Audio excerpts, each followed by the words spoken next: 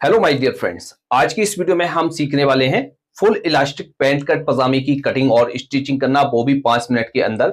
जैसे आपको इस पजामे को बनाना है तो इस वीडियो को पूरा जरूर देखिएगा। और इसके साथ साथ जैसे आपको स्टिचिंग का काम सीखने में का शौक है और घर पर बैठकर सीखना चाहते हैं, तो हमने एक स्क्रीन पर व्हाट्सएप नंबर दिया है, वहां पर जाकर आप हमसे कोर्स की डिटेल ले सकते हैं और अपनी लाइफ को चेंज कर सकते हैं। तो चलिए वीडियो को शुरू करते हैं। तो पजामे की कटिंग करने के लिए हमने इस तरह से लिया है कपड़ा। ये इस कपड़ा हमारा 2.25 मीटर है। आप अपनी लेंथ के हिसाब से कपड़े को ले सकते हैं। अब इसमें हमें मेजरमेंट की आवश्यकता होती है, तो जैसे हमें लंबाई की मेजरमेंट की आवश्यकता होती है, हिप के मेजरमेंट की आवश्यकता होती है, बॉटम के मेजरमेंट की आवश्यकता होती है और थाई के मेजरमेंट की आवश्यकता होती है। तो इस तरह से आपको मेजरमेंट ले लेना है। लेने के बाद सबसे पहले हम इस कपड़े को उल्टा फोल्ड करके बिछाएंगे। तो कपड़े को हम इस तरह से फोल्ड करके बिछा लेंगे। यहां से अच्छी तरीके से आपको मिला लेना है। मिलाने के बाद इस पर हम मार्किंग करना स्टार्ट करते हैं। सबसे पहले एक मार्क ऊपर से करेंगे। ये कपड़े को सीधा करने के लिए किया जाता है। इस तरह से मार्क करेंगे। मार्क करने के बाद हम यहाँ पर जो है इलास्टिक डालेंगे। तो इलास्टिक की जो चौड़ाई रहेगी वो हमारी 1 इंच रहेगी। तो 1 इंच को हम डबल करेंगे 2 इंच प्लस 2 सूत मार्जिन का, तो 2.25 इंच पर हम यहाँ मार्क करेंगे इलास्टिक का और इस तरह सीधा कर लेंगे। अब पजामे की लंबाई का निशान लगाएंगे। जितनी भी आपकी लंबाई है उसका निशान लगाएंगे सेकंड वाले मार्क से।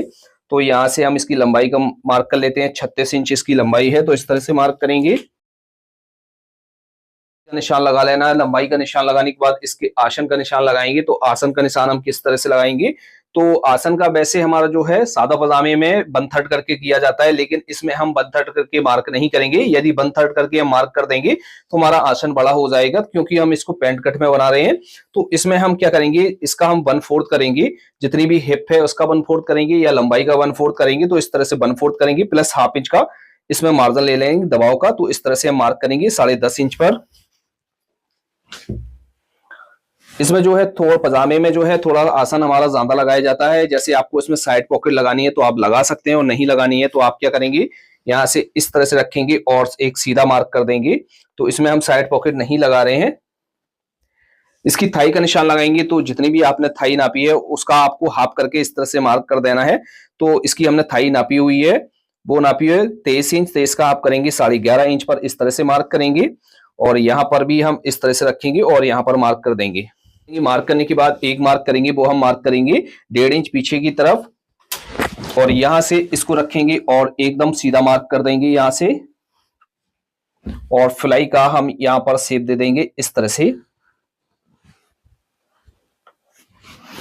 अब इसके हम सेंटर को नाप लेते हैं। सेंटर को हम इस तरह से नापेंगे और जितना हमने यहाँ पर मार्क किया है उतना ही हम मार्क यहाँ पर बॉटम पर करेंगे। अब बॉटम जितना भी आपको रखना है उसका आपको हाफ करके यहाँ मार्क करना है। तो इसका हमें बॉटम रखना है, वो रखना है 14 इंच। 14 का हाफ करेंगे 7 इंच। 7 का भी हाफ करेंगे सेंटर से 3.5 इंच इस तरफ करेंगे। 3.5 इंच इस तरफ मार्क करेंगे। मार्क करने के बाद सेफर को लेंगे। लेने के बाद यहां से रखना है और एक ही बार में आपको यहाँ पर शेप दे देनी है। अब इसकी हम कटिंग कर लेते हैं।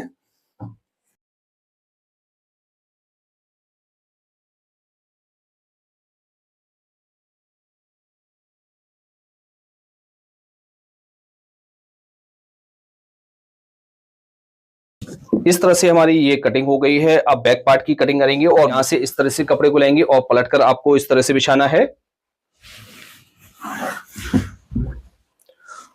और जैसे हमारे चैनल पर पहली बार आए हैं तो आप हमारे वीडियो को लाइक करके हमारे चैनल को जरूर सब्सक्राइब कर लीजिए।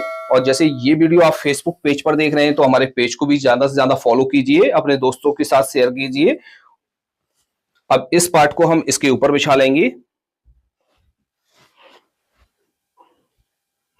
इसमें जो है हमारा कपड़ा पीछे की तरफ थोड़ा सा कम पड़ रहा है, तो हम पीछे की तरफ ज्वाइंट लगा लेंगे और ऊपर की तरफ थोड़ा सा हमें चेंजिंग करना होता है। तो आप थोड़ा सा कपड़े को ज्यादा एक्स्ट्रा लेंगे तो आपका बेहतर रहेगा। तो इस तरह से हम बिछा लेंगे। बिछाने के बाद हम क्या करेंगे, यहाँ से सीधा एक मार्क करेंगे और यहाँ से एक मार्क करेंगे। साइड से एक मार्क करना है और यहाँ से ½ इंच से लेके 1.25 इंच इसको बड़ा काटना है बैक की पार्ट को। तो इस तरह से रखेंगे और यहाँ पर इस तरह से आपको मार्क करनी है। मार्क करने के बाद हम क्या करेंगे, यहाँ से जो हम एक मार्क करेंगे वो करेंगे हम यहाँ से 2.5 इंच का। और यहाँ पर जो हम मार्क करेंगे वो करेंगे 1.25 इंच का। इस तरह से मार्क करने के बाद हम यहाँ से रखेंगे शेपर को और इसमें हम शेप दे देंगे इस तरह से। शेप देने के बाद अच्छी तरीके से यहाँ पर आपको चेक कर लेना है कि आपकी शेप सही है कि नहीं है। तो इस तरह से मार्क करना है। अब यहाँ पर जो हम मार्क करेंगे वो हम करेंगे, यहाँ पर मार्क करेंगे 3 इंच का, इस तरह से। आप 2.5 इंच का भी मार्क कर सकते हैं और यहां से इस तरह से रखेंगे इसको, और यहां पर आप शेप दे देंगे इस तरह से। इस तरह से शेप देंगे। शेप देने के बाद अब इसकी हम कटिंग कर लेते हैं।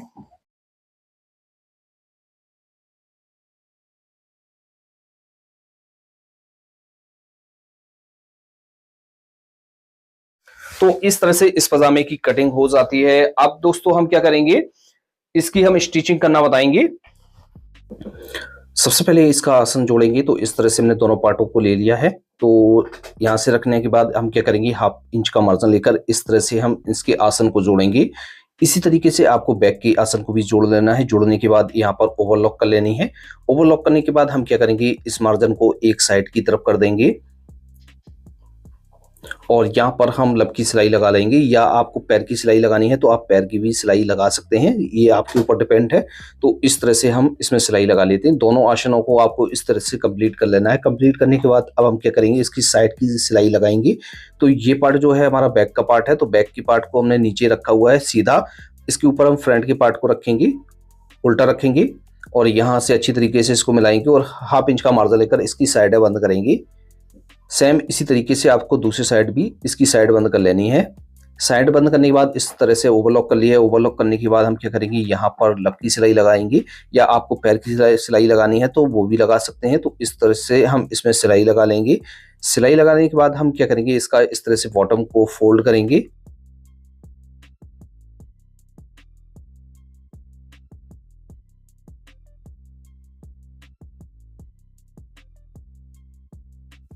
बॉटम फोल्ड करने के बाद अब इसकी हम साइड की सिलाई लगाएंगे, यानी जो है नीचे की सिलाई लगाएंगे गिदरी की। तो इस तरह से दोनों पार्टों को पकड़ेंगे। जितनी भी आपको इसकी मोहरी रखनी है उसका आप करके इस तरह से मोहरी को नाप लेना है और यहाँ पर आपको सिलाई को लगा लेना है। सिलाई लगाने के बाद इस तरह से ओवरलॉक कर लेनी है। ओवरलॉक करने के बाद इसको हम सीधा कर लेते हैं। अब इसमें इलास्टिक डालते हैं। तो सबसे पहले हम क्या करेंगे, यहाँ से हमने इस तरह से इसको ले लिया है। लेने के बाद इलास्टिक को ले लेंगे। तो जितनी भी आपकी कमर है उससे 5 से 6 इंच या 7 इंच भी आप इलास्टिक को छोटा ले सकते हैं। आप अपने हिसाब से इसको एडजस्ट कर सकते हैं। तो इस तरह से इलास्टिक को ले लिया। लेने के बाद अब इसमें हम डालेंगे। तो सबसे पहले हम क्या करेंगे, इस पार्ट को हम ऊपर की तरफ से 1/2 इंच इस तरह से फोल्ड कर लेते हैं, जिससे हमारी इलास्टिक बहुत ही सिंपल तरीके से और आसानी से सब डल जाती है।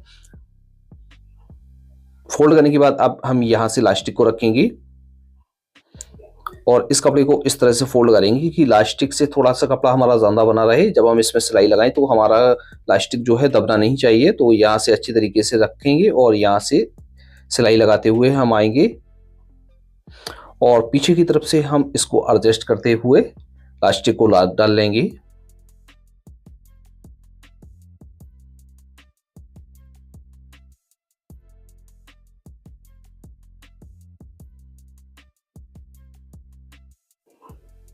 तो इस तरह से आपको इलास्टिक डाल लेनी है और अच्छी तरीके से इसको एडजस्ट कर देना है। जो भी इसकी सिलवटें वगैरह है वो बराबर रहनी चाहिए। और यहाँ पर हम क्या करेंगे, बीचों बीच एक सेंटर पर सिलाई लगा लेते हैं, जिससे हमारा जो इसका मार्जिन है वो इधर उधर नहीं होता है और अच्छी तरीके से इसकी जो इलास्टिक है वो डली रहती है।